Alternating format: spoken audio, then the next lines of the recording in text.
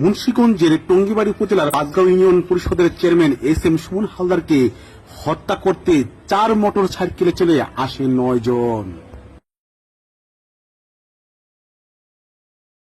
যে মারছে গুলি করছে হ্যাঁ সহ এরা 4টা হুন্ডায় 9 জন লোক আছে, 4টা হুন্ডায় 9 জন লোক আছে। আসলো, আসার পরে ওর সাথে আবার ব্যাগ।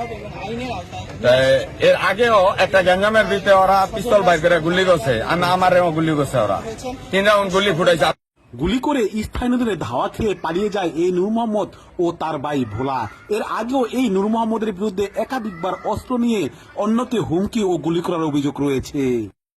স্থানীয়দের অভিযোগ, পুলিশের উপস্থিতিতে এই নূর মোহাম্মদ গুলি করে সুমনকে।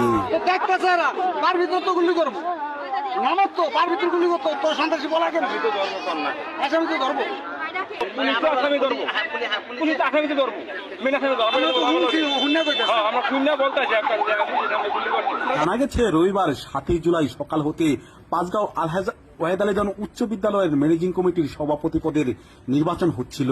এই নির্বাচনে নূর মোহাম্মদ এর চাচাতো ভাই মিলনুর রহমান বিপুল ভোটে পরাজিত হয়।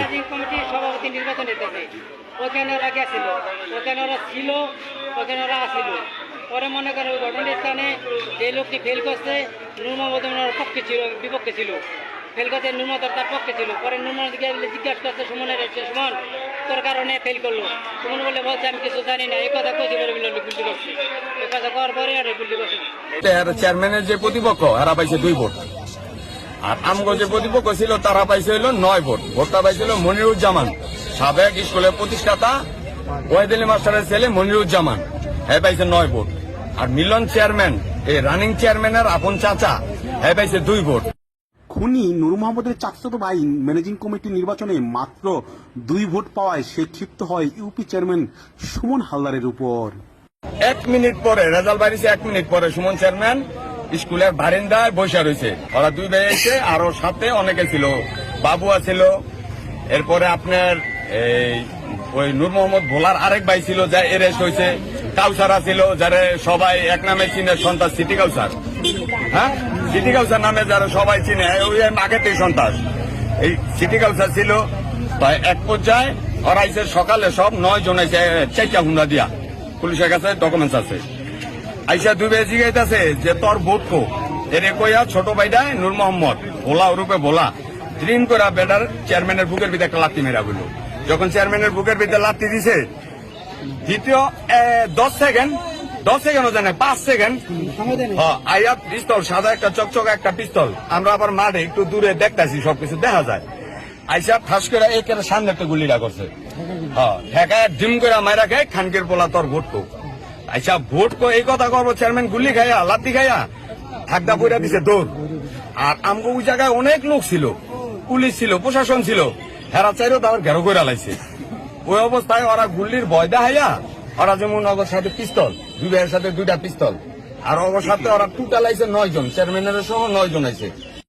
ওই উচ্চ বিদ্যালয়ের বারান্দায় চেয়ারের মধ্যে বসে থাকা চেয়ারম্যান সুমন হালদারের বুকের মধ্যে প্রথমে লাথি মারে ভোলা, পরে কিছু বোঝার আগেই ওকে প্রকাশ্যে দিবালোকে গুলি করে নূর মোহাম্মদ। গুলি করার পরে হাইপুর সাইডে একটা বাড়ি আছে, ওই বাড়ির চিপা দিয়া দক্ষিণ সাইডে চিপাটা পইরা দৌড় দিছে। যখন দৌড় দিছে তো ওই সময় সবাই তো এই জায়গায় একটা আউটাউর দিতে, আর আমার মাইন্ডে একটা আইলো যে গুলি যেহেতু করছে চেয়ারম্যানের, আমার দেখা দরকার চেয়ারম্যান কু।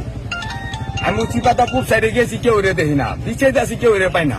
পরে স্কুলে ছোট ছোট বাচ্চা আসছিল, বললাম যে চেয়ারম্যানের দেখছ, ভাই এদিক ঢুকছে, যে এদিক 2 ঘরে চিপার ভিতরে পইরা ধুমদারিতেছে। তাহারে আমি ধরছি পাজাটা ধরে, আমার মেয়ে বেচাইছে। আমি বললাম ভাই আমি আপনার ভাই, আপনি ডরায়েন না, আমি আপনার বাঁচাইমু ভাই, এরকম। আর আমি ধরছি, এই যে রক্ত আমার শরীরে, এই যে দেখেন আমার পানি প্যাক ম্যাক। তো এই কথা বলতাছি, বাড়ির মহিলা ছিল আরো 10-12 জন, মহিলারা সব অনেক কষ্ট করছে। বালিশ দিছি, বালিশ দিয়া মাথা দিয়া পানি কাজে দিয়া আর একটু ঠান্ডা করার চেষ্টা করছি। পরে আমি একটু আবার 7টা একটা জামা পরা, আমি ফলো করি নাই কি শার্ট জামা, আমি একটু উড়াই দেখি কোন জায়গায় গুলিটা আসলে লাগলো, রক্ত দেখা যায় নেই। পরে এটা উড়াইছি ডাইন সাইডে, ডাইন সাইডে এই জায়গাটা গুলি করছে। পরে দিয়ে এই চুয়ায় রক্ত হইতেছে, বেশি একটা রক্ত পড়া নাই, স্পট রক্ত ওরকম নাই। পরে এক ভাই একটা গান চালু হ্যাঁ এই জায়গা বান। ওই অবস্থায় আমি তাড়াতাড়ি হারে বাড়ির মহিলা ছিল, আরো 2টা বেটা মানুষ পাইছিলাম, কারে আমার সুসে হন্ত্রী আইতাছে না, আমি অজ্ঞানের মতো হয়ে গেছিলাম স্টক করার ভাও আমার জীবন 3-4 জনে কুলে করে স্কুল আইন না গাড়িতে উড়াই দিয়ে আর পাঠাই দিছি।